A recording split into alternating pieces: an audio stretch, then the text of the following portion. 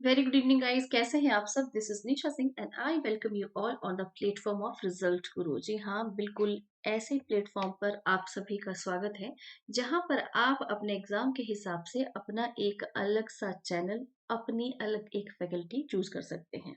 जी हाँ। और इसके बाद अगर हम आज के सेशन की बात करेंगे तो बिल्कुल आज का सेशन भी आपका प्रीमियर सेशन होने वाला है। रीजन आपको पता है। अगर हम आज के स्पेशली सेशन की बात करेंगे तो आज भी हम क्या है, मिक्स 25 to 26 क्वेश्चन जो हैं वो सॉल्व करने वाले हैं। मैक्सिमम इसमें से कई क्वेश्चन ऐसे हैं जो प्रीवियस ईयर्स में आ चुके हैं और कुछ क्वेश्चन ऐसे हैं जो आपको नई फॉर्म में दिखाई देंगे, यानी कि मेरी अपनी लैंग्वेज में। ठीक है जी। तो आज का सेशन स्टार्ट करने से पहले आपको बताना चाहेंगे कि आज के थंबनेल पे जो हमारी पेंटिंग है वो है हरिओम जी की। जी हाँ, जिन्हें हम बदनाम गोल्डी के नाम से जानते हैं। इनका रियल नेम हरिओम है और इनकी पेंटिंग्स बहुत ही अच्छी हैं। उनमें से इन्होंने काफी सारी हमें अपनी पेंटिंग्स भेजी थी। एक पेंटिंग इनकी आज की थंबनेल पर आपको दिखाई देगी। ठीक है जी। अब इसके बाद क्या करेंगे, आज का सेशन स्टार्ट करेंगे। और आज के सेशन से पहले जिन भी बच्चों ने अभी तक ऐप को डाउनलोड नहीं किया है वो लोग ऐप को डाउनलोड कर लेंगे। और यहाँ पर पूरे का पूरा जो प्रोसेस है वो आपको बताया गया है कि आपको ऐप को डाउनलोड कैसे करना है, क्योंकि यहीं पर ही आपको पीडीएफ प्रोवाइड कराए जाएंगे। ठीक है जी। तो आज का सेशन स्टार्ट करते हैं गाइस। ठीक है, आज का सेशन स्टार्ट करते हैं। सभी लोग जितने भी स्टूडेंट हैं क्लास में, कोशिश करेंगे, सब लोग कोशिश नहीं करेंगे, सभी ने आंसर देना है। अगर किसी का गलत भी होता है तो कोई दिक्कत नहीं है जी, यहाँ पे गलत हो जाएगा। एग्जाम में हम लोग गलत करके नहीं आएंगे। ठीक है जी। चलिए, फर्स्ट क्वेश्चन आप लोगों के सामने है। थ्री सिस्टर्स के चित्रकार हैं। थ्री सिस्टर्स के चित्रकार कौन है? ये एन.एस. गोयतोंडे हैं, यामिनी राय हैं, राघव कनेरिया है, या डी ऑप्शन के रूप में आपके सामने है के.एस. कुलकर्णी। यानी कि थ्री सिस्टर्स के चित्रकार कौन है? और जब भी हम बात करेंगे थ्री सिस्टर्स की, बहुत सारे ऐसे कलाकार हैं जिन्होंने इस थीम को, मुख्य रूप से इस टाइटल को जो है अपने चित्रों में स्थान दिया है। तो जो ऑप्शंस में आपके सामने नाम है कलाकारों के, उनमें से कोई एक है जिन्होंने इस टॉपिक पर चित्र बनाए हैं या अपनी एक पेंटिंग का नाम थ्री सिस्टर्स रखा है। ठीक है जी। चलिए, तो जल्दी जल्दी आंसर देंगे। इसका राइट आंसर हो जाएगा के.एस. कुलकर्णी। किसने बनाई है जी? के.एस. कुलकर्णी। अब देखिए यहाँ पर दूसरा प्रश्न आपका क्या बनता है। दूसरा प्रश्न ये बनता है कि भाई जो के.एस. कुलकर्णी की थ्री सिस्टर्स हैं उसका माध्यम क्या है ना। माध्यम दूसरा क्वेश्चन इसका ये बन जाता है। ठीक है जी। तो ये रही इनके द्वारा बनाई गई थ्री सिस्टर्स और ये इसका माध्यम है कैनवस पर एक्रेलिक। क्या है? कैनवस पर एक्रेलिक इसका माध्यम है। देख लेंगे, भूलना नहीं है। तीन बहनें, तीन स्त्रियां, इस पर बहुत ज्यादा पेंटिंग बनी है। कंफ्यूज नहीं होंगे किसने कौन सी बनाई है, क्योंकि जब कैनवस पर एक्रेलिक की बात करेंगे तो ये कुछ इस तरीके की पेंटिंग बनाई है कुलकर्णी सर ने। चलिए, बहुत बढ़िया, आगे बढ़ेंगे। किस पारंपरिक चित्र शैली की विशेषता है सुस्पष्ट और विरोधी रंग एक रूपता? ये अजंता शैली है, ये कांगड़ा शैली है, ये मुगल शैली है, या राजस्थानी शैली है?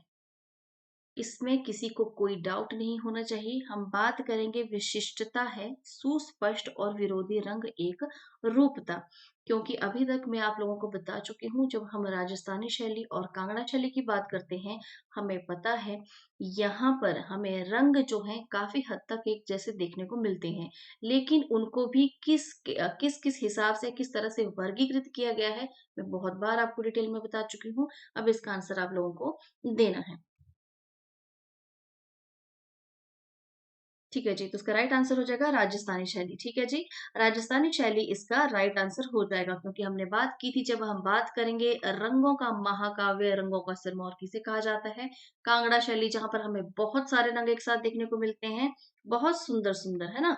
बहुत सारे रंग, चाहे हल्के हैं, चाहे गहरे हैं, चाहे चटक रंग है, वो सब हमें कहाँ पर देखने को मिलते हैं? कांगड़ा शैली में। स्पेशली जब हम राजस्थानी शैली की बात करते हैं तो सुस्पष्ट और विरोधी रंग एक रूप इसकी विशेषता रही है। ठीक है जी। अब ये रंग कौन-कौन से हैं? उनमें अगर हम बात कर लें तो लाल है, पीला है, श्वेत यानी कि सफेद, हरा, नीला, ये इस शैली के प्रमुख रंग हैं।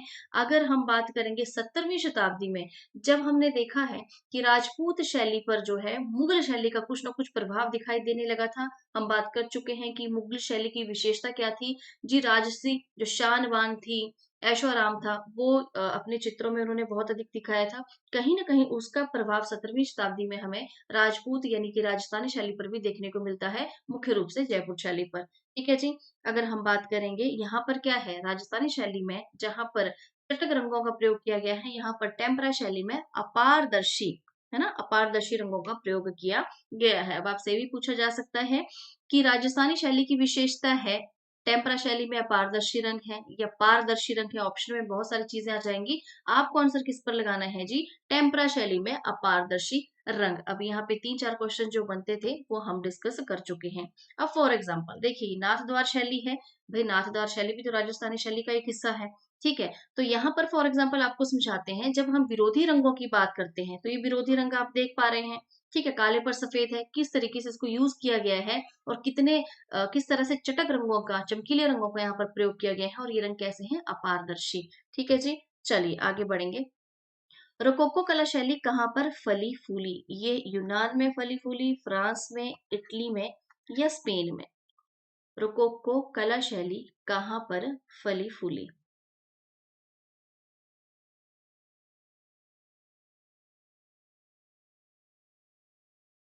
ठीक है जी, तो इसका राइट आंसर हो जाएगा बी। ठीक है, हम सब जानते हैं रोकोको कला शैली फ्रांस में फली फूली। सबसे पहले तो हम सबको जानना है, रोकोको शैली से पहले हमने बरोक शैली के बारे में पढ़ा था, जहां पर क्या था, जहां पर हमने देखा था कि जो धार्मिक नेता थे, है ना, धार्मिक नेता मुख्य रूप से हमने देखा है, चर्च के पादरियों की बात की जा रही थी। धार्मिक जो गुरु थे, नेता नहीं कह सकते, गुरु, है ना, उन्हीं के ही प्रभाव में जो है शासक रहते थे। हम एक तरीके से कह सकते हैं कि शासक जो हैं उनके क्या है, हाथों की कठपुतलियां होती थी। लेकिन अब आगे चलकर क्या होता है, जब हम रोकोको कला की बात करेंगे, रोकोको शैली, अब यहाँ तक पहुंचते पहुंचते क्या कहा था, जो शासक थे वो कहीं ना कहीं इनकी इनका अगर हम बात करें कि भाई इनके प्रभाव से मुक्त हो गए थे, शासक जो है इनके प्रभाव से, जो धार्मिक गुरु थे उनके प्रभाव से मुक्त हो गए थे। अब इन्होंने क्या किया, अब ये अपनी मर्जी से अपनी शान शौकत को जो है या इनके जो शौक है उनको पूरा करेंगे और उसके रूप में एक अलग शैली उभर के आती है जिसे हम रोकोको शैली के रूप में जानते हैं। ठीक है जी, अब इसीलिए इसको क्या है, फ्रांस की दरबारी कला भी कहा जाता है। क्या कहा जाता है? फ्रांस की दरबारी कला, क्योंकि बरोक शैली की कहानी हमें पता है कि भाई वहां पर क्या हुआ था, जो धार्मिक गुरु थे उनका प्रभाव रहता था। बाहर से बड़े बड़े जो स्ट्रक्चर्स हैं वो हमें देखने को मिले, मुख्य रूप से चर्च, है ना। लेकिन उसके बाद क्या हुआ, लोगों ने झंडा उठा दिया कि भाई हम धार्मिक चीजों को ही क्यों अपनाएं, हमारी जो मर्जी है हम वो कला का विस्तार करेंगे, विकास करेंगे। तो इसी कड़ी में आगे चलकर जब ये शासक, जो राजा थे, जो किंग्स थे, ये जब उनके प्रभाव से मुक्त हुए तो इन्होंने अपनी इच्छा के अनुसार भी कुछ कार्य कराए।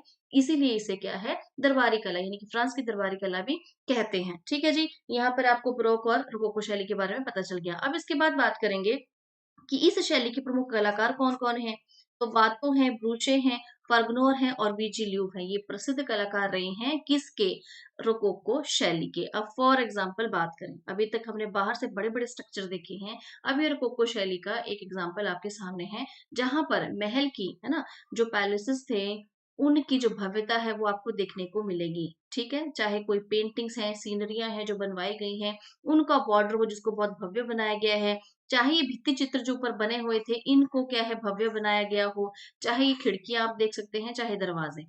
ठीक, इसके साथ साथ फर्नीचर बड़े अच्छे अच्छे से दरवाजे यहाँ पर हमें देखने को मिलेंगे, टेबल्स हैं, चेयर्स हैं, तो ये सब क्या एग्जाम्पल हैं, रोकोको शैली के एग्जाम्पल हैं। आगे बढ़ेंगे। कलकत्ता कला ग्रुप की कौन महिला कलाकार हैं? कमला दास गुप्ता है, रथिन मित्रा है, निरोध मजुमदार है या हेमंता मिश्र हैं? कलकत्ता कला ग्रुप की कौन महिला कलाकार हैं?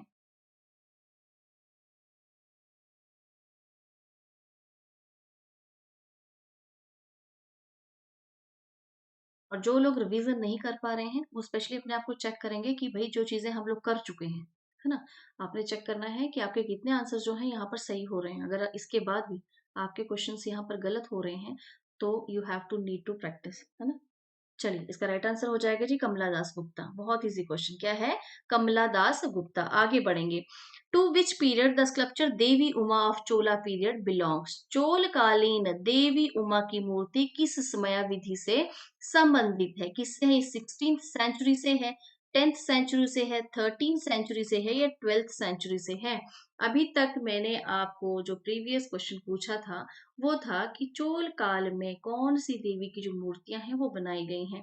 यहाँ पर हमें बहुत सारी मूर्तियां देखने को मिलेंगी, लेकिन देवी उमा की ये जो मूर्ति है, ये जो चोलकालीन कुछ जो प्रारंभिक मूर्तियां बनी हैं उनमें से एक है।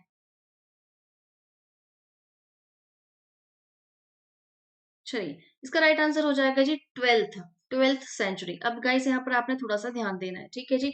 कई जगह पर इसको 13वीं जो शती है वो भी इसका आंसर दिया गया है, 13th सेंचुरी भी इसका आंसर है, कई जगह पर 12th सेंचुरी भी इसका आंसर देखने को मिलेगा। अभी ये जो क्वेश्चन है ये केवीएस में प्रीवियस ईयर्स में पूछा जा चुका है, ठीक है, और इसका आंसर जो है 12th सेंचुरी ही माना गया है। मैंने अपने भी यहाँ पर भी इसको चेक किया है, तो मुख्य रूप से 12th सेंचुरी से ही ये मूर्तियां हमें, यानी कि जब हम बात करेंगे चोल कालीन जो प्रारंभिक मूर्तियां हैं वो हमें प्राप्त होना शुरू हो गई थी। लेकिन मान लीजिए ऑप्शन में 12th सेंचुरी ना रहे, मान लीजिए यहाँ पर 14th सेंचुरी होता, तब आपका आंसर हो जाएगा जी 13th सेंचुरी, ठीक है। तो थोड़ा सा आपने ये भी ध्यान देना है कि क्वेश्चन आपको किस फॉर्म में आया है, ऑप्शंस को बहुत ध्यान पूर्वक पढ़ना है, उसी के बाद ही आंसर देना है, ठीक है जी। चलिए, तो ये चीज भी क्लियर होगी, क्योंकि बहुत सारे बच्चे बाद में पूछेंगे कि मैम ये तो 13th सेंचुरी भी लिखा हुआ आता है, लेकिन मुख्य रूप से 12th सेंचुरी है, ठीक है जी। अगर 12th नहीं आंसर ऑप्शन में रहेगा तो आपको 13 पे आंसर लगाना है। चलिए, अब बात करेंगे उमा देवी की मूर्ति की। देखिए, सबसे पहले तो 12वीं शताब्दी से संबंधित ये मूर्ति बताई जाती है। ये खड़ी हुई मुद्रा में है, ठीक है जी, खड़ी हुई मुद्रा में है। और इस मूर्ति की जो विशेषता है, ठीक है, ये मैं मूर्ति भी आपको दिखाऊंगी कि जो स्त्री के गुण है, स्त्री का जो सौंदर्य है, वो ये मूर्ति रिप्रेजेंट करती है। मुख्य रूप से चोल काल में जो देवी उमा, यानी कि देवी पार्वती की जो मूर्तियां हैं, शिव की अर्धांगिनी या शिव की पत्नी के रूप में उनकी पूजा की जाती थी, पार्वती के रूप में उनकी पूजा की जाती थी, इसलिए अलग से देवी उमा की मूर्तियां भी हमें यहाँ पर प्राप्त हुई हैं। ये कौन सी मूर्ति है जी, किस माध्यम से इसको ढाला गया है, सॉरी, किस माध्यम से इसको बनाया गया है, तो कांस्य माध्यम से इसको बनाया गया है। और हमें पता है, जब भी हम बात करेंगे चोल काल में लॉस्ट वैक्स प्रोसेस से ही मूर्तियों को बनाया गया था, ठीक है। ये प्रीवियस सेशन में हम लोग ये क्वेश्चन भी कंप्लीट कर चुके हैं। चलिए, अब दर्शन कर लीजिए उमा देवी की मूर्ति की, जो चोल कालीन जो है प्रथम कुछ मूर्तियों में से एक है, ठीक है जी। और यहाँ पर कहीं ना कहीं नारी का जो सौंदर्य है, नारी के जो हाव भाव है, वो ये रिप्रेजेंट करती है नारी के गुणों को। चलिए, आगे बढ़ेंगे। Varaha is an incarnation of, Varaha किसका अवतार है? ये शिव का अवतार है, बुद्ध का अवतार है, तीर्थकर है, या विष्णु है? वराह किसका अवतार है? और यहाँ पर आप देख रहे होंगे कि जिस तरीके से क्वेश्चन आपको टीजीटी और पीजीटी में पूछे जाते हैं, बिल्कुल उसी तरीके के क्वेश्चंस यहाँ पर मैम लेके आई हैं आपके लिए। मिक्स क्वेश्चन आपको यहाँ पर देखने को मिलेंगे, ठीक है। जिस पर टाइम ज्यादा नहीं लेंगे, मैक्सिमम स्टूडेंट्स को पता है डी ऑप्शन आपका एकदम सही हो जाएगा, वराह विष्णु का अवतार है, ठीक है जी। वराह किसका अवतार है? विष्णु का अवतार है। अब इसके बाद आप लोगों को आंसर देना है कि वराह की मूर्ति हमें देखने को कहाँ मिलती है, ठीक है। वराह की मूर्ति हमें कौन सी केव में देखने को मिलती है, ये भी आप बताएंगे। अभी इसके बाद इससे संबंधित एक और क्वेश्चन है, वहां पर मैं आपको इसकी डिटेल बताऊंगी, तब तक आप लोग आंसर देंगे। चलिए, इनमें से एक कैटलॉग है, इनमें से एक कैटलॉग है, कौन सा है? ये संचय है, वास्ट एंड विजन है, मूमल है, या राजस्थान के रंग है? इनमें से एक कैटलॉग है।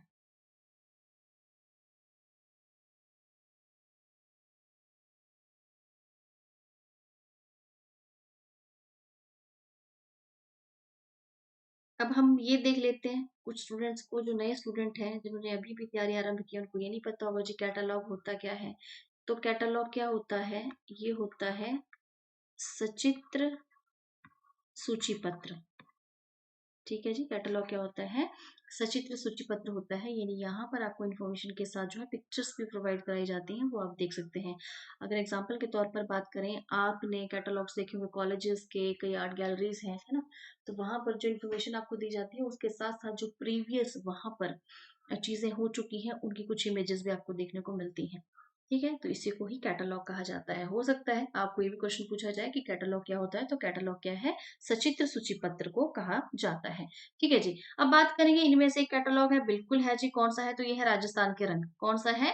राजस्थान के रंग, ठीक है जी, राजस्थान के रंग जो है कैटलॉग है। चलिए, आगे बढ़ेंगे। वर्णमाला के अक्षरों का प्रयोग अपने चित्रों में इनमें से कौन चित्रकार करता है? ये विकास भट्टाचार्य करते हैं, पिकासो करते हैं, गुलाम मोहम्मद शेख करते हैं, या एम एफ हुसैन करते हैं? वर्णमाला के अक्षरों का प्रयोग अपने चित्रों में इनमें से कौन चित्रकार करता है?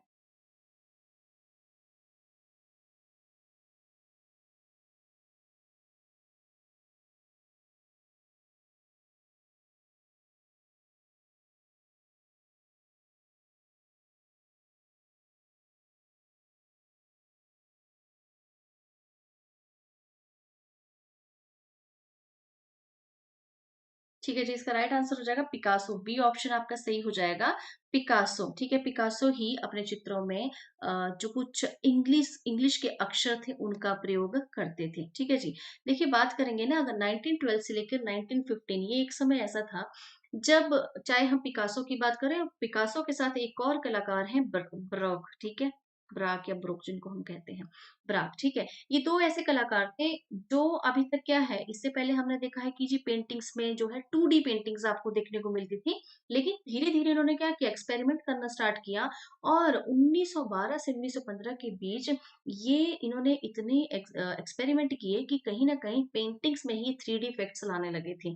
ठीक है, पेंटिंग्स में जिसको हम त्रियामी चित्रण कहते हैं उस तरीके से बनाने लगे थे। अब इन्होंने क्या किया, इसका प्रयोग इन्होंने कागज पर किया, यानी कागज पर इन्होंने इसको बनाया है, कार्डबोर्ड पर बनाया। आगे चलकर हम धीरे धीरे देखेंगे कि कई सारी और मेटल्स हैं उस पर भी इन्होंने इस तरीके के चित्र बनाए थे। अब बात कर लेंगे कि पिकासो जो अल्फाबेट्स अक्षरों का जो प्रयोग करते थे वो कुछ उस तरीके से हैं। यहाँ पर इनकी पेंटिंग है, यहाँ पर आप देख सकते हैं ई है, टी है, आर है। तो इसी तरीके से ये अपनी पेंटिंग्स में जो अक्षर हैं उनका प्रयोग करते थे। चलिए आगे बढ़ेंगे नेक्स्ट क्वेश्चन की तरफ। तैरते हुए हिरण का चित्र किस गुफा में प्राप्त हुआ है? ये कम्बलेरी गुफा में प्राप्त हुआ है, लास्को गरगस में हुआ है, या पिंडाल में हुआ है? तैरते हुए हिरण का चित्र।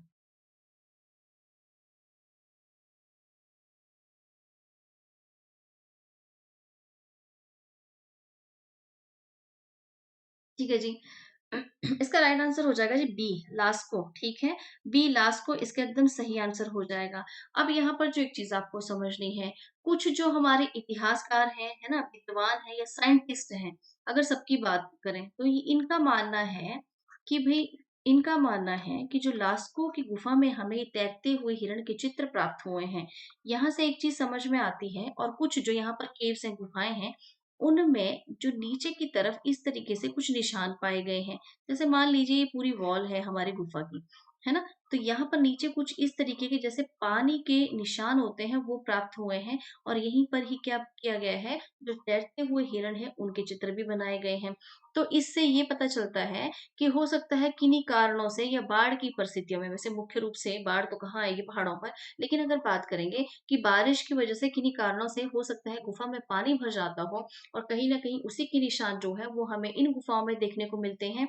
कहीं न कहीं ये भराव जो है, इसी को देखते हुए या वहाँ पर कुछ ऐसी घटनाएँ हुई होंगी जिनको ध्यान में रखते हुए इस तरह के चित्र हमें वहाँ से प्राप्त होते हैं। ठीक है जी। अब ये लास्को के केव का एक चित्र है। ये तैरते हुए हिरण का तो नहीं है, लेकिन आप देख सकते हैं यहाँ पर आपको वुल है वो देखने को मिलेंगे, और भी कई जानवर हैं वो देखने को मिलेंगे। साथ में क्या है, ये हिरण जो हैं इनके चित्र भी आपको देखने को मिलेंगे। और जिस निशान की हम बात कर रहे हैं, मुख्य रूप से यही मैं आपको दिखाना चाहती थी। ये जो वॉल है इसका जो लोअर पार्ट आप देख पा रहे हैं, यहाँ पर कुछ इस तरीके के, जैसे हम देखते हैं ना कि कहीं पे बाल्टी में आपकी निशान पड़ जाता है, या कहीं पे कुआं होगा वहां पर पानी के निशान पड़ जाते हैं, तो इस तरीके के निशान वहां पर पाए गए हैं। ठीक है जी। चलिए आगे बढ़ेंगे। During which period was the Mughal school of miniature painting originated, यानी कि मुगल लघु चित्र शैली का उद्भव किस काल में हुआ? 14वीं शती में हुआ है, 15वीं शती में हुआ है, 16वीं शती में हुआ है, या 17वीं शती में हुआ है?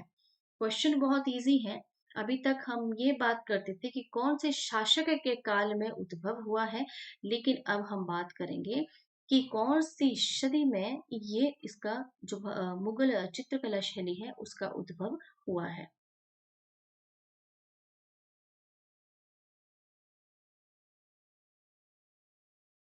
चलिए, इसका राइट आंसर क्या हो जाएगा जी? इसका राइट आंसर हो जाएगा 16वीं शती ईस्वी। ठीक है, क्या हो जाएगा? सी ऑप्शन आपका एकदम सही हो जाएगा, 16वीं शती ईस्वी। देखिए रीजन क्या है, रीजन ये है कि अगर हम बात करें ना, 1526 में तो मुगलों का प्रवेश हुआ था भारत में, है ना, पानीपत का युद्ध हमें देखने को मिलता है। उसके बाद जब पानीपत का युद्ध बाबर जीत जाते हैं, तो उसके बाद जो है वो दिल्ली के शासक बने। अब हमें पता है कि बाबर भी कला प्रेमी थे, उनके काल में भी, ठीक है, उनके काल में भी एक दो कुछ चित्रकारों के बारे में हमें पता चलता है। लेकिन मुख्य रूप से यहाँ पर चित्रकला का कार्य बहुत ना के बराबर हुआ, थोड़ा बहुत हुआ, ठीक है, लेकिन उसको हम विकास नहीं कह सकते, उसको हम ये नहीं कह सकते कि भाई इसका उद्भव हुआ है।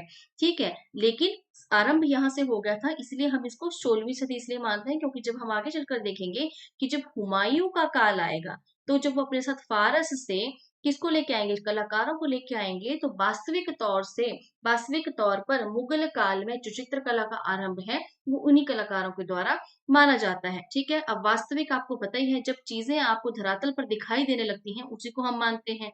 ठीक है, अब चाहे हम बात करें, हमें पता है कि जितने भी मुगल थे कला प्रेमी थे, चाहे हम बाबर की बात करें, हुमायूं की बात करें, अकबर की, जहांगीर की और शाहजहां की, इनके समय में चित्रकला का बहुत अधिक विकास हुआ है। हमें पता है, साथ में जी हमें स्थापत्य भी देखने को मिलता है। साहित्य की बात करें, अगर हम बात करें अकबर के समय का साहित्य, हमें जो है वो बहुत अच्छा हमें प्राप्त हुआ है। जहांगीर के समय में चित्रकला, इवन अकबर के समय में भी चित्रकला, और शाहजहां के समय में स्थापत्य कला, सभी हम लोग जानते हैं। औरंगजेब की तो बात ही छोड़ दीजिए, क्योंकि उनके समय में ये सारी की सारी जो प्रक्रिया है, ये सारी का सारा जो आर्ट वर्क है, उसको उन्होंने क्या है एकदम बंद कर दिया था। यहाँ तक कि जो कई मकबरे थे, जहाँ पर अगर हम अकबर के या बाकी जो हमारे और मुगल शासक थे उनके मकबरों में जो सुंदर सुंदर चित्रण किया गया था, कुछ वहां पे चित्रों का निर्माण किया गया था, उन पर इन्होंने चूना खुदवा दिया था। ठीक है, तो इसीलिए जो है बाबर से लेके शाहजहां का समय जो है वो हम भारतीय इतिहास में मुख्य रूप से जो मुगल चित्रकला है उससे संबंधित या मुगल आर्ट से संबंधित इस समय को ही मानते हैं। ठीक है जी, चलिए अब आगे बढ़ेंगे। चित्र मनुष्य का मायाजाल का चित्रकार कौन है? मनुष्य का मायाजाली मदन लाल नागर है, जामनी राय है, या रणवीर सिंह बिष्ट है, के एस कुलकर्णी है? मनुष्य का मायाजाल।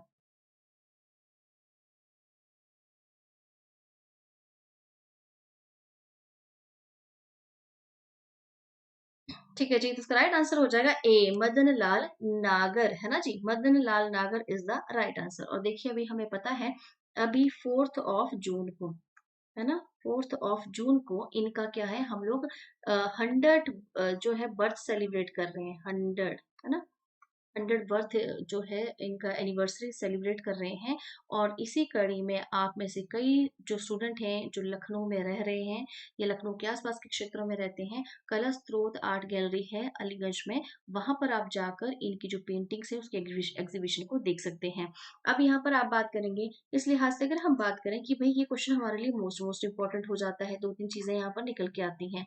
ध्यान रखिएगा गाइस, कभी भी जब हम आर्ट गैलरीज की बात करते हैं, या मैं आपको बार बार कहती हूँ कि कोई भी कलाकार किसी भी कारणवश सुर्खियों में रहा हो, तो वहां पर पॉसिबिलिटीज बढ़ जाती हैं कि उनसे संबंधित कोई ना कोई प्रश्न पूछा जाए, है ना, ये चीजें होती हैं। तो इन सब चीजों को आपने थोड़ा सा दिमाग में रखना है। आगे बढ़ेंगे।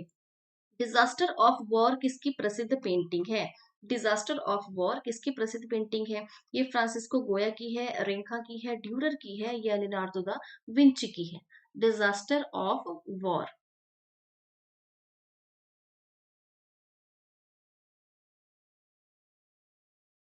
डिजास्टर ऑफ वॉर किसकी प्रसिद्ध पेंटिंग है?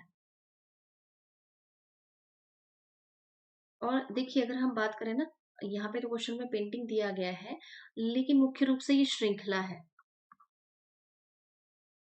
ठीक है जी, मुख्य रूप से ये श्रृंखला है।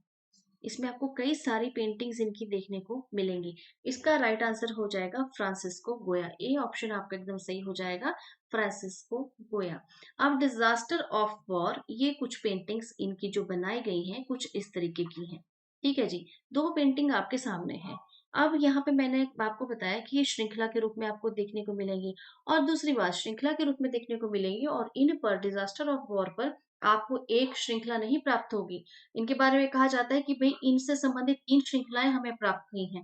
ठीक है, 3 श्रृंखलाएं बैक टू बैक हमें इनकी प्राप्त हुई हैं। रीजन क्या था, अगर हम उस समय के युद्धों की बात करेंगे, तो युद्ध के समय में जो मुख्य रूप से डिजास्टर ऑफ वॉर था, जो गोया ने दिखाया था कि भाई जो सेना है उसके सामने कुछ मुट्ठी से लोग हैं जो क्या कर रहे हैं, उनका सामना कर रहे हैं। और चाहे हम युद्ध के समय की बात करें, जो उस समय पर जो कुछ घटनाएं हमें देखने को मिलती थी कि वहां के युद्ध के क्षेत्र के जो हालात होते थे, चाहे हमें वो देखने को मिले, ये इसके बाद की चीजें देखने को मिले कि किस तरह से लोगों को प्रताड़ित किया जाता था, किस तरह से जो है उन्होंने कितनी समस्याओं को फेस किया था, ये सब हमें इनकी सीरीज डिजास्टर ऑफ वॉर में देखने को मिलती हैं। और यही रीजन है कि ना सिर्फ युद्ध, युद्ध के बाद की जो समस्याएं हैं उनको लेकर भी 3 सीरीज में हमें ये श्रृंखला बारी बारी से प्राप्त हुई है।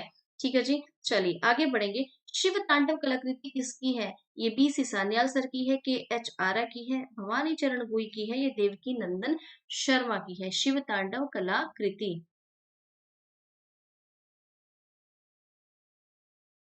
शिव तांडव कलाकृति किसकी है?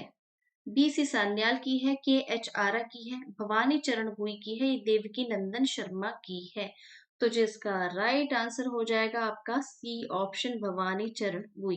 ठीक है जी, भवानी चरण भूई इज द राइट आंसर। और हमें पता है, जब हम भवानी चरण भूई जी की बात करेंगे, ये राजस्थान से संबंधित कलाकार रहे हैं, है ना, राजस्थान से संबंधित ये कलाकार रहे हैं।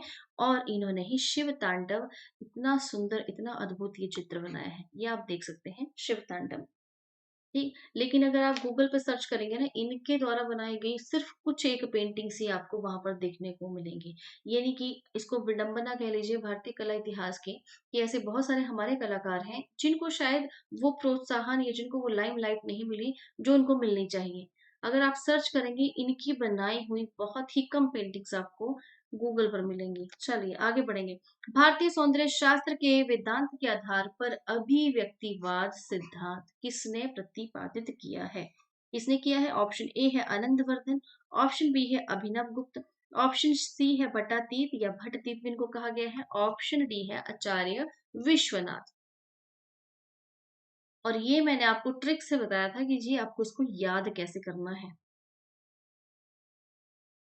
भारतीय सौंदर्य शास्त्र के वेदांत के आधार पर, यानी कि जो जिसके क्या है, सौंदर्य शास्त्र का वेद है ना, वेदांत माना गया है, उसके आधार पर अभिव्यक्तिवाद का सिद्धांत किसने प्रतिपादित किया है?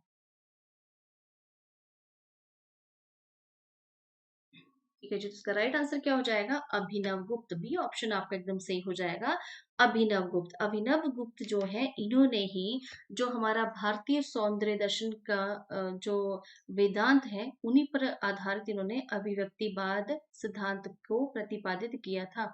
इसीलिए क्या है, अभिनव गुप्त को ही भारतीय सौंदर्य दर्शन के प्रवर्तक इनको माना जाता है।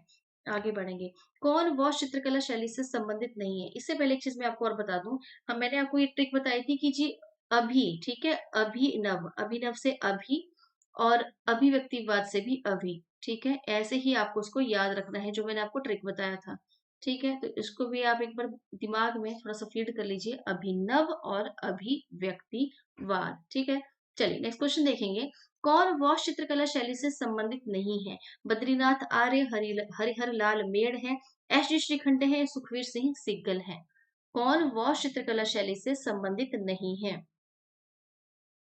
वह चित्रकला से संबंधित नहीं है।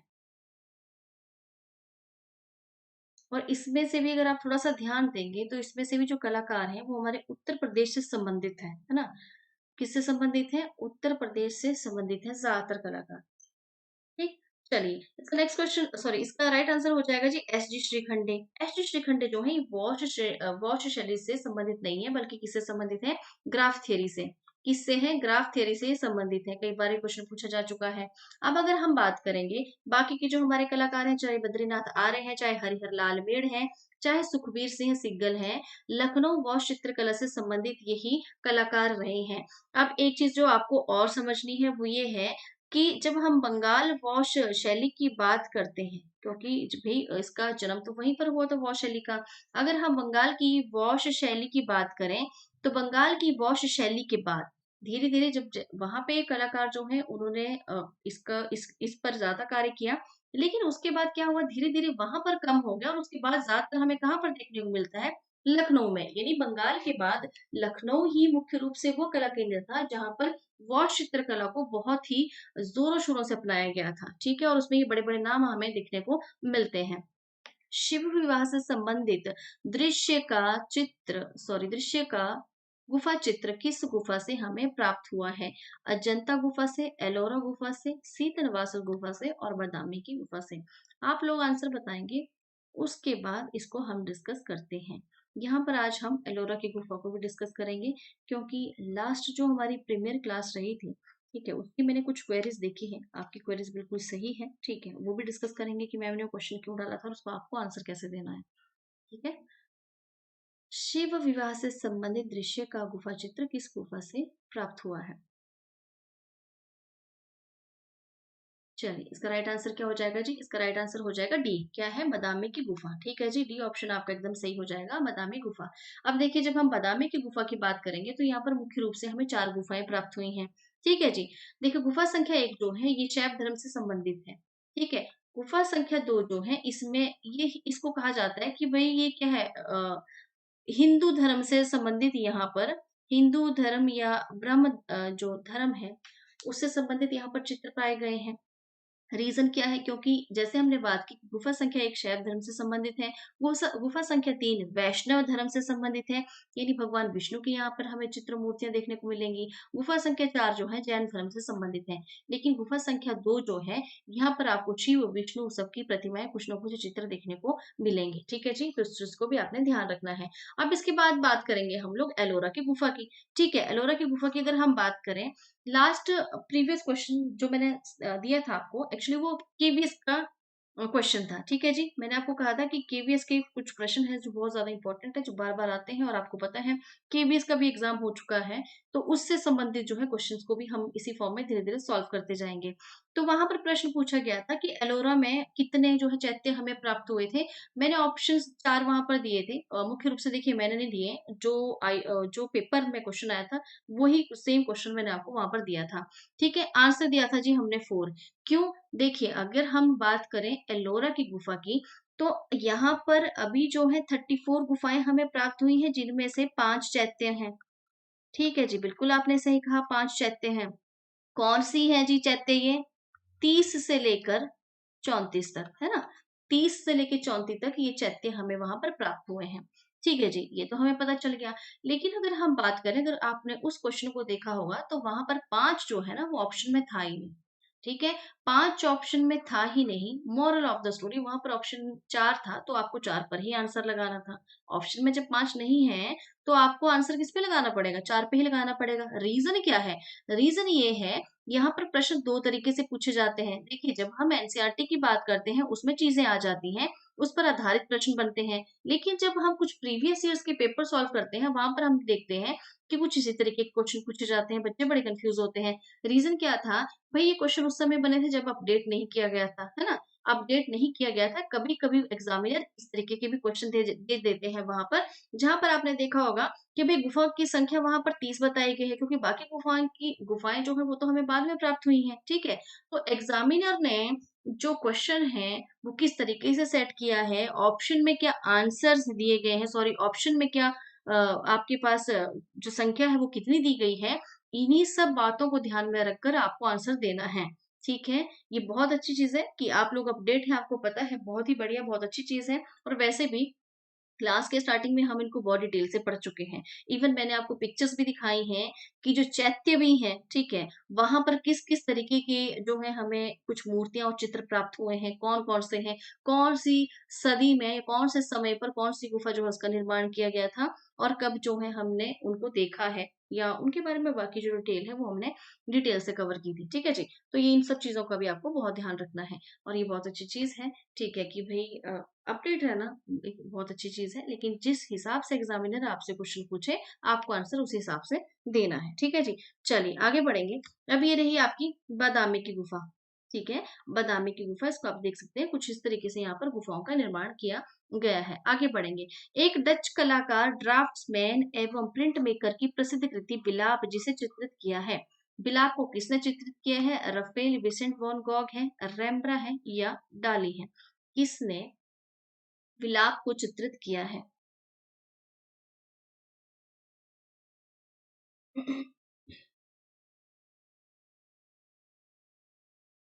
ये एक डच कलाकार हैं, ड्राफ्ट्समैन हैं, प्रिंट मेकर है ना, और बहुत अच्छे इन्होंने चित्र भी बनाए हैं। कौन है ये जी? बिल्कुल सही आंसर क्या है? C, Rembrandt is the right answer. और जब भी हम रेम्ब्रा की बात करेंगे, हमें पता है इन्होंने सबसे ज्यादा व्यक्ति चित्र बनाए हैं।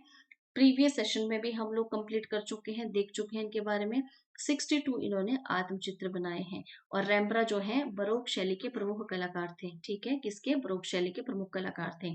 अब देखिए, इन्होंने लगभग 300 एनग्रेविंग बनाए हैं। ठीक है, कितने? 300 एनग्रेविंग बनाए हैं।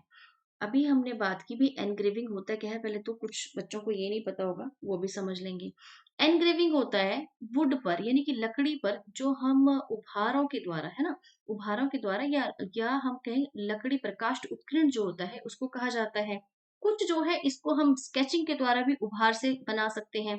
दो एग्जाम्पल आपके सामने हैं। मुख्य रूप से एनग्रेविंग अभी आपको ऐसे देखने को मिलेगी, ये एक बॉक्स है जिस पर क्या है, पतली सी लकड़ी की लेयर है जिसको इस तरीके से क्या है बनाया गया है, पैटर्न्स यहाँ पर देख सकते हैं आप, इसको एनग्रेविंग कहा जाता है। अगर हम मुख्य रूप से बात करें हमारे कलाकारों की, ठीक है, कौन कलाकार हैं जी, मुख्य रूप से अगर हम बात करेंगे रैम्ब्रा की, अभी हम रैम्ब्रा की बात कर रहे हैं, तो रैम्ब्रा का एक एनग्रेविंग है फूलों की रानी, ये आपके सामने है। ये इन्होंने कुछ इस तरीके से बनाया है, ठीक है जी, इस तरीके से बनाया है। जैसे कि हमने कहा कि पेंसिल से या स्केच से जो उपहारों के द्वारा बनाया जाता है, इसकी कई सारी प्रोसेस है, उनमें से एक प्रोसेस ये भी है, ठीक है जी। चलिए, होप सो आपको यहाँ पर इसका मीनिंग समझ में आ गया हो। अब बात करेंगे, इन्होंने 2000 रेखा चित्र बनाए हैं।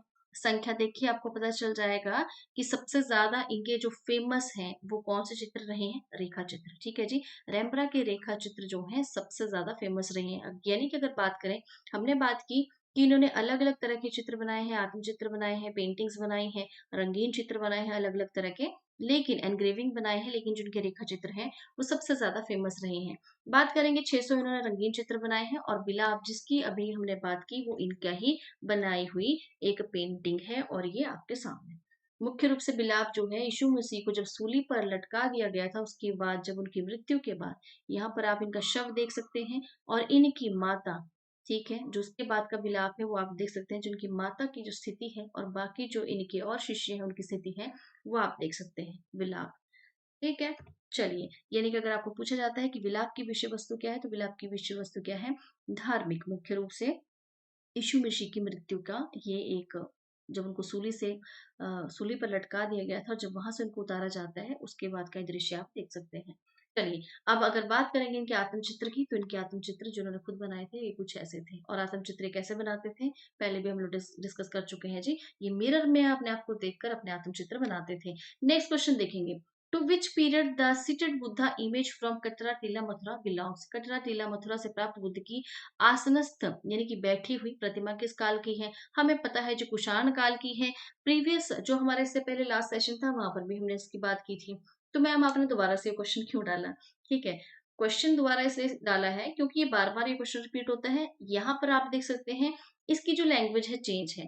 देखिए, मुख्य रीजन क्या है आपको उसके बारे में बताने का, क्योंकि कटरा टीला से की मथुरा से जो ये भगवान बुद्ध की बैठी हुई प्रतिमा प्राप्त हुई थी, कहा जाता है कि भगवान बुद्ध की जो सबसे प्रथम मूर्तियां थी उनमें से एक ये मूर्ति है। लाल बलुआ पत्थर से इसको बनाया गया था, और ये दूसरी शताब्दी की मूर्ति मानी जाती है, ठीक है। अब इसकी विशेषता क्या है, अब थोड़ा सा ध्यान देंगे यहाँ पर, जिसकी वजह से मैंने, क्योंकि इसकी इमेज आपको दिखाई नहीं थी, जिसकी वजह से आज दोबारा से हम इस क्वेश्चन को डिस्कस कर रहे हैं। रीजन क्या है, देखिए, बैठे हुए बुद्ध है, ठीक है, कहा जाता है कि भगवान बुद्ध की ये किसी उनके स्वरूप की पहली जो प्रतिमा थी जो इस तरीके की बनाई गई थी बैठे हुए बुद्ध की। यहाँ पर दो शिष्य इनके साथ बनाए गए हैं, है ना, एक एक दोनों तरफ एक एक शिष्य आपको उनका दिखाई देगा। इसके साथ जो इनकी इसकी विशेष जो इसकी अगर हम बात करें इसकी जो इम्पोर्टेंस है इस मूर्ति की, वो है ये जो इनकी अवस्था है, ये जिस भी अवस्था में ये बैठे हैं, ये इनका हाथ राइट हैंड आप देख पा रहे हैं जो कंधे से ऊपर थोड़ा सा उठा हुआ है, ठीक है जी। इसको क्या कहा जाता है, इसको अभय मुद्रा कहा जाता है। क्या कहा जाता है, अभय मुद्रा, यहाँ पर भी आप देख सकते हैं अभय मुद्रा, ठीक है जी।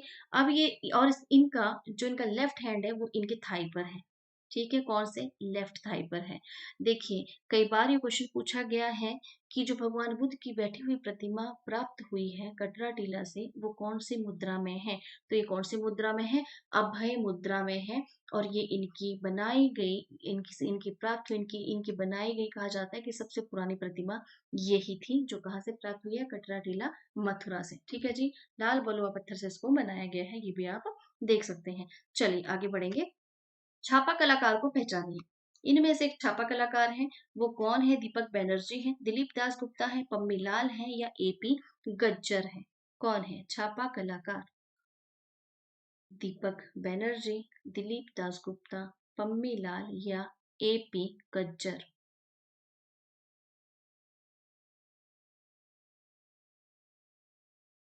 इसका राइट आंसर हो जाएगा जी दीपक बनर्जी। ठीक है, दीपक बनर्जी जो है ये एक छापा कलाकार है। और देखिए इनकी जो सबसे फेमस जो इनकी छापा जो चित्र इन्होंने बनाए थे उनमें थी फॉर्म्स ऑफ डिवोशन। ठीक है, फॉर्म्स ऑफ डिवोशन याद रखेंगे। ये प्रीवियस ईयर्स में क्वेश्चन पूछा जा चुका है। अभी तो 3-4 सालों से आपको क्वेश्चन देखने को नहीं मिलेगा, लेकिन उससे पहले भी ये क्वेश्चन पूछा जा चुका है।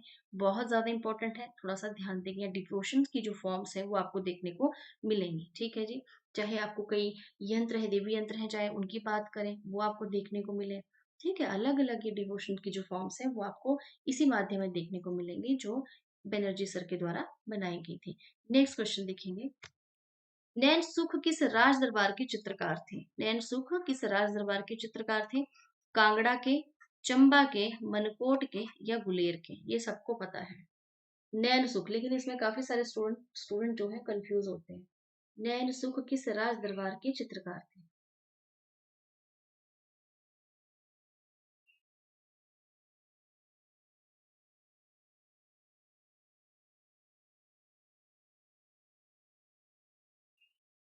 इसका राइट आंसर हो जाएगा जी गुलेर शैली, डी। ठीक है, गुलेर शैली इज द राइट आंसर। देखिए जब हम नैन सुख की बात करेंगे हमें पता है पंडित सेव, कई बार मैं आपको बता चुकी हूँ पंडित सेव। पंडित सेव के दो बेटे थे, एक का नाम था नैन सुख और दूसरे थे मनकू। ठीक है जी, देखिए हमें एक मानकू प्राप्त होती है। मानकू कौन है? वो महिला कलाकार है। यहाँ पर जब हम मनकू या मणकू याद रखेंगे, दो नाम इनके देखने को हमें मिलते हैं। क्योंकि मैं आपको पहले भी बता चुकी हूँ मनकू का अर्थ क्या होता है, मणकू का अर्थ होता है बीट, है ना, जो हम मोती होते हैं जो माला के, उनको मणकू कहा जाता है हिमाचली लैंग्वेज में। अगर हम बात करें मनकू या मणकू, वो एक कलाकार हैं। किसके बेटे हैं? ये पंडित सेव के बेटे हैं। लेकिन जो मानकू एक नाम आता है, कई बार बच्चे कंफ्यूज होते हैं कि भाई मैम ये महिला कलाकार है, ये तो वो दूसरी कलाकार है पहाड़ी चित्रकला शैली की। ये भी आपको याद रखना है। ये कौन है? ये महिला चित्रकार है, ये महिला है। और ये जो मनकू है, ये मनकू है जो पंडित सेव के दो बेटे थे उनमें से एक है मनकू। ये क्या है भाई? ये मैन है। ठीक है, क्या है? ये महिला नहीं, ये पुरुष है। हो सकता है आप लोगों को कंफ्यूजन हो, ये कंफ्यूजन दूर कर दी, क्योंकि मैक्सिमम टाइम जब भी इनके बारे में हम पढ़ते हैं ये भाई जरूर क्वेश्चन पूछा जाता है। ठीक है जी, तो अगर हम बात करें कि पंडित सेव के दो बेटे थे, एक है नैनसुख और दूसरे है मनकू। ठीक है, देखिए मुख्य रूप से अगर हम बात करते हैं ना, मनकू जो है ये बड़े भाई थे, इनसे 10 साल बड़े थे ये। लेकिन ये क्या है, ये थोड़े रूढ़िवादी थे। कैसे थे मनकू? ये रूढ़िवादी थे। ठीक है जी, ये रूढ़िवादी थे।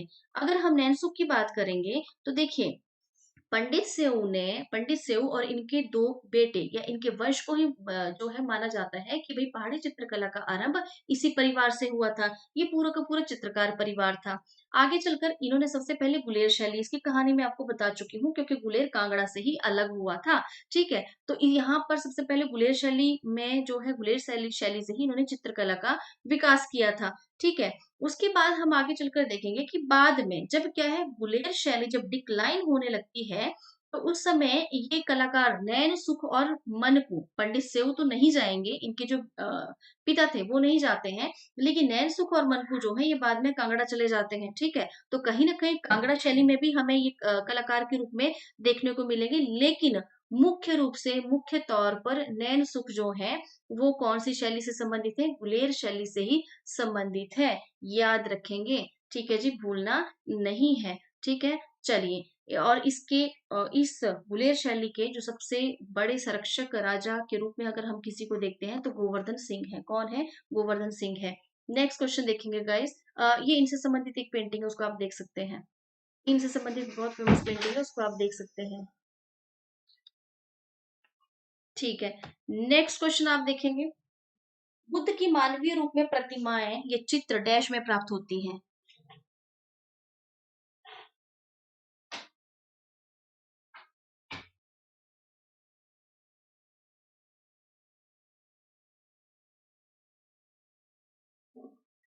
बुद्ध की मानवीय रूप में प्रतिमाएं चित्र डैश में प्राप्त होती हैं। ये वज्रयान में प्राप्त हुई हैं हमें, यानी कि वज्रयान संप्रदाय से, हीनयान संप्रदाय से, महायान संप्रदाय से या सिद्धयान संप्रदाय से। इसका राइट आंसर हो जाएगा जी महायान संप्रदाय से। देखिए चाहे हम ये हीनयान की बात करें चाहे महायान की बात करें, बाकी तो आपको पता ही है। ठीक है, ये दोनों ही क्या है, बौद्ध धर्म को मानते थे। ठीक है, बौद्ध धर्म को मानते थे, लेकिन मुख्य रूप से जो हमें बुद्ध की मानवीय रूप में प्रतिमाएं प्राप्त हुई हैं वो महायान से संबंधित है। किससे? महायान संप्रदाय से संबंधित ही वो मूर्तियां और चित्र हमें इनके प्राप्त हुए हैं। यानी कि बुद्ध को जो रूप दिया है, जो बुद्ध का जो रूप था वो चित्रों और मूर्तियों में जो हमें प्राप्त हुआ है वो महायान संप्रदाय के द्वारा ही प्राप्त हुआ है। अब कई बार क्वेश्चन पूछा जा चुका है कि महायान से क्या तात्पर्य है या महायान का अर्थ होता क्या है। देखिए महायान दो शब्दों से मिलकर बना है, महा प्लस यान। ठीक है, महा प्लस यान। महा का अर्थ है श्रेष्ठ या बड़ा, प्रशस्त मार्ग, है ना। यानी कि और यान का अर्थ है मार्ग। महा का अर्थ है श्रेष्ठ और बड़ा, और यान का अर्थ है मार्ग, यानी कि जो बहुत ही श्रेष्ठ बड़े मार्ग पर चलने वालों को महायान कहा गया है। हमें पता है ये भगवान बुद्ध की पूजा करते थे और इनके द्वारा ही प्रतिमाएं और चित्र हमें इसी संप्रदाय के प्राप्त होते हैं, भगवान बुद्ध के। नेक्स्ट क्वेश्चन, मुगल लघु चित्रकला के गठन में तकनीक पर्यवेक्षण यानी कि निरीक्षक की महत्वपूर्ण भूमिका किसने निभाई है? ये अकबर ने निभाई है, अब्दुल हसन ने निभाई है, अकर रजा ने, या मीर सैयद अली ने? किसने एक निरीक्षक की महत्वपूर्ण भूमिका निभाई थी? एक चीज जो मुगल काल से संबंधित मैं आपको बार बार समझाती हूँ, उसी को ही ध्यान में रखकर आपको आंसर देना है।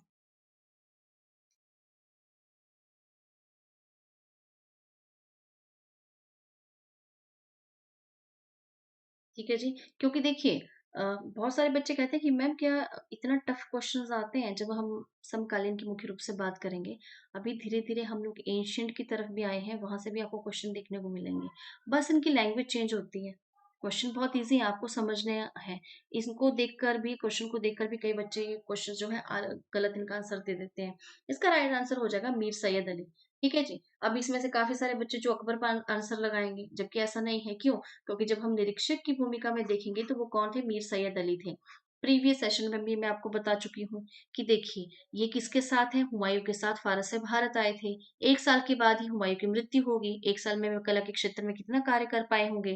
भाई कुछ महीने तो जो इनके साथ कलाकार आए थे उनको यहाँ पर स्टेब्लिश होने में लगे होंगे। जो स्थानीय कलाकार थे उनके साथ मिलकर ये कार्य करने लगे थे, लेकिन एक साल के बाद इनकी मृत्यु हो गई। बाद में किसके पास सत्ता आती है? अकबर के पास आती है, जब ये 13 साल के थे। तो इवन कि अकबर को भी जो कला की शिक्षा है वो किसने दी है? इन्हीं दो कलाकारों ने दी थी। ठीक है जी। मैं बार बार आपको समझाती हूँ, एक 13 साल के वालों को नहीं पता है कि चित्रकला का विकास कैसे करना है।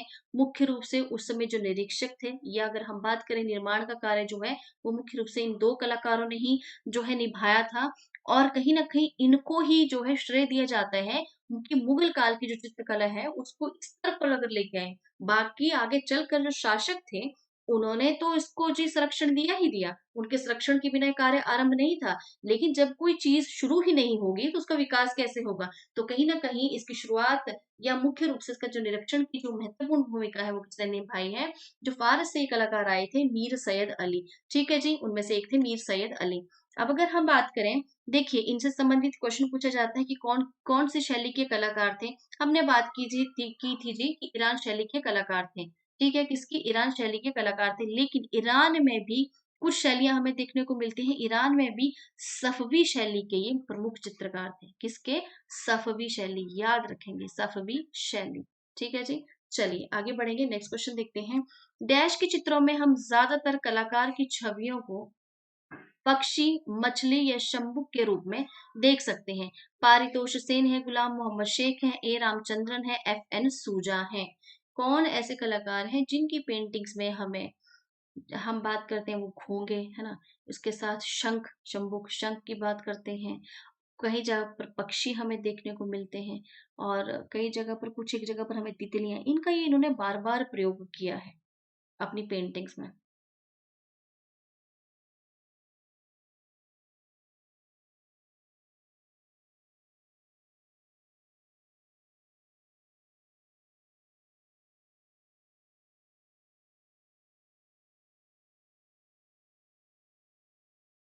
इसका सही आंसर हो जाएगा ए रामचंद्रन। कौन है जी?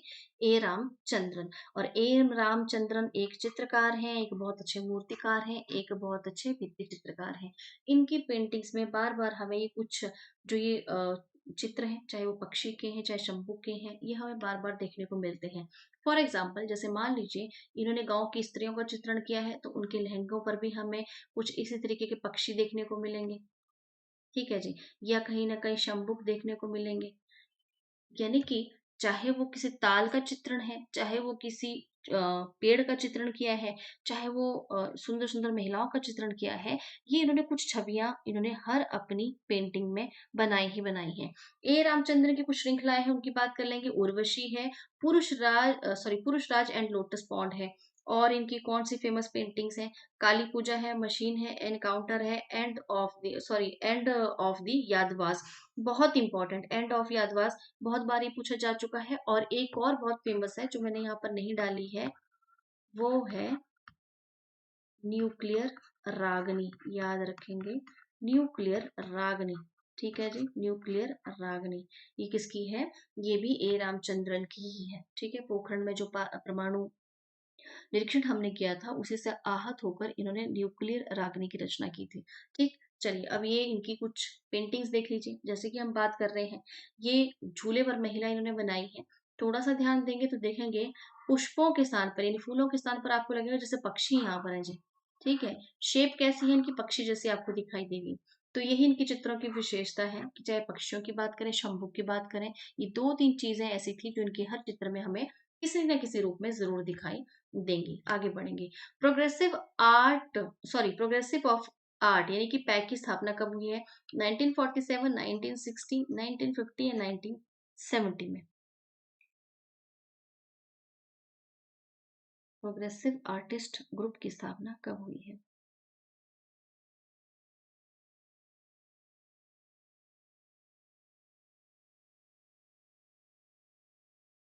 ठीक है जी, सबको पता है, बहुत इजी है। 1947 में। फिर मैम आपने एक क्वेश्चन डाला क्यों भाई? बहुत इजी है, उसके बाद भी डाला क्यों?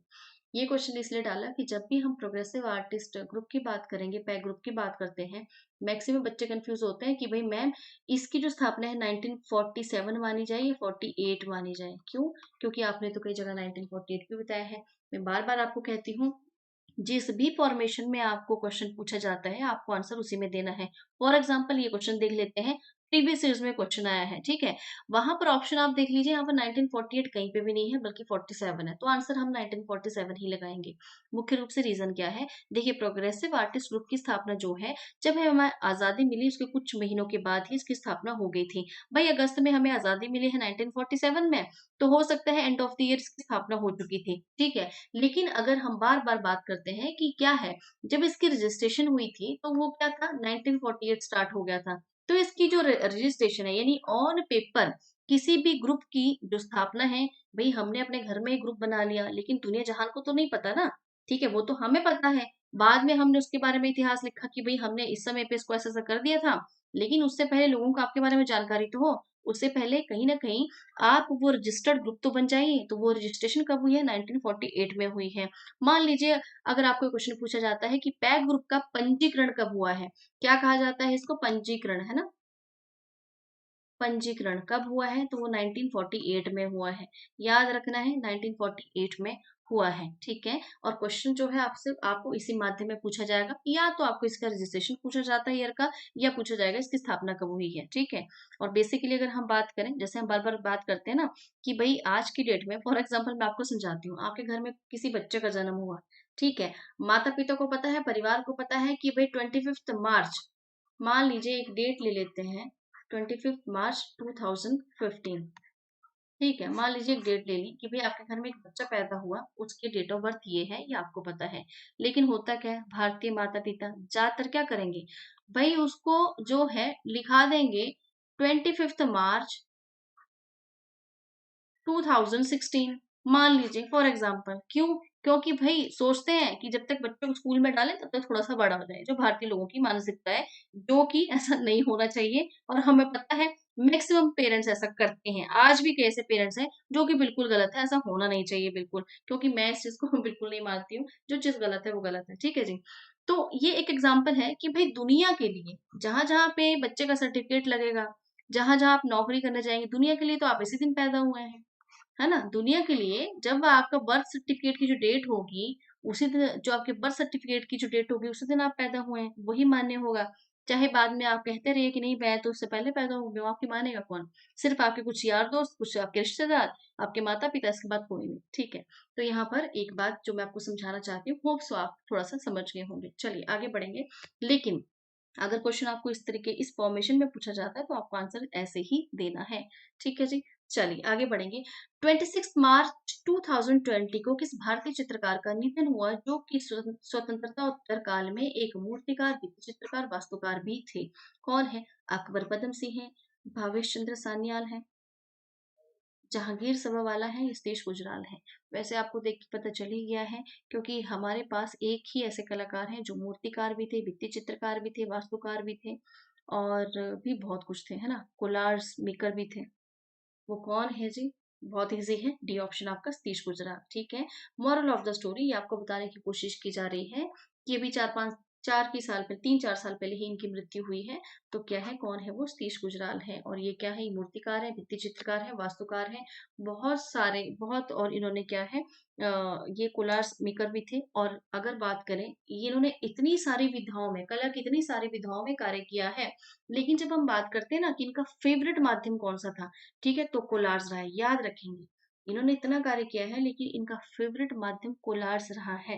याद रखना है आप लोगों को, किसका? सतीश गुजराल का। चलिए अब बात करेंगे कि इनके जो प्रमुख पेंटिंग्स है जिन्होंने बनाई हैं, जो कई तो बहुत इंपॉर्टेंट है।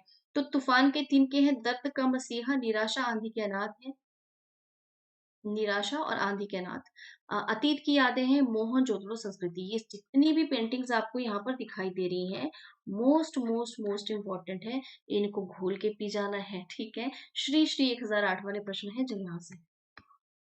ठीक, चलिए आगे बढ़ेंगे नेक्स्ट क्वेश्चन की तरफ। उससे पहले इनके द्वारा बनाए गए कुछ मूर्ति और कुछ चित्र, और जब हम इनके चित्रों की बात करते हैं, एक विशेष माध्यम, ठीक है, ऐसा लगता है जैसे कोई दानेदार सतह पर इन्होंने अपनी पेंटिंग्स बनाई थी। इनकी ज्यादातर पेंटिंग्स हमें ऐसे दिखने को मिलती हैं। ठीक है जी, आगे बढ़ेंगे। ये आज के सेशन का लास्ट क्वेश्चन है गाइस। चित्र में पतले रंग के साथ मोटे खुरदरे रंग का प्रयोग, ये पुनरावृत्ति लाता है, उदासीनता लाता है, विरोधाभास लाता है, या एक सरता लाता है, सॉरी एक रसता लाता है, जिसको हम एक सार कहते हैं। ठीक है जी, तो क्या है? मोटे खुरदरे रंग का प्रयोग जब हम एक पतले रंग के साथ करते हैं।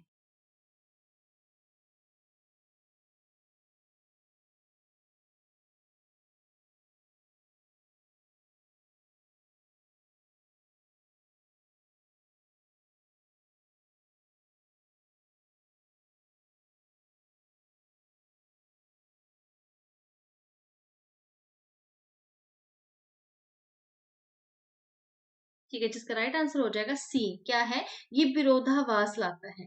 ठीक है, ऑब्वियसली विरोधाभास लाएगा जब आप पतले रंग की बात कर रहे हैं, उसके साथ एकदम मोटा और खुरदरा रंग जो है वो वहां पर प्रयोग किया जा रहा है। तो क्या है? वो विरोधाभास ही होगा। जब चीजें एक दूसरे के बिल्कुल अपोजिट है तो क्या होगा? वो विरोधाभास ही होगा। ठीक है जी, चलिए बहुत बढ़िया। तो होप सो कि आज के सेशन में मैक्सिमम क्वेश्चन आपके सही रहे हों। अगर उसके बाद भी कुछ क्वेश्चन गलत हैं, क्योंकि आप देख रहे होंगे जब भी हम एंशियंट इंडियन हिस्ट्री की बात करते हैं, आर्ट इंडियन एशियंट आर्ट की बात करते हैं, तो इस तरीके के क्वेश्चन आपको पूछे जाते हैं। बहुत टफ क्वेश्चन नहीं होते, लेकिन इनकी लैंग्वेज चेंज होती है ना, हर बार लैंग्वेज जो है चेंज होती है। थोड़ा सा इस पोर्शन पे भी आपको ध्यान देना है। ठीक है गाइस, ठीक है, तो आज का सेशन गाइस यही एंड करते हैं। अगर आपको क्लास अच्छी लगी हो तो क्लास को लाइक करना है, जो बच्चे क्लास में नए हैं चैनल को सब्सक्राइब करेंगे, और शेयर एकदम स्टार्टिंग में ही करना है आप लोगों को। ठीक है जी, अब मिलेंगे नेक्स्ट क्लास में, तब तक के लिए thank you so much. Bye bye and keep studying guys. Bye bye.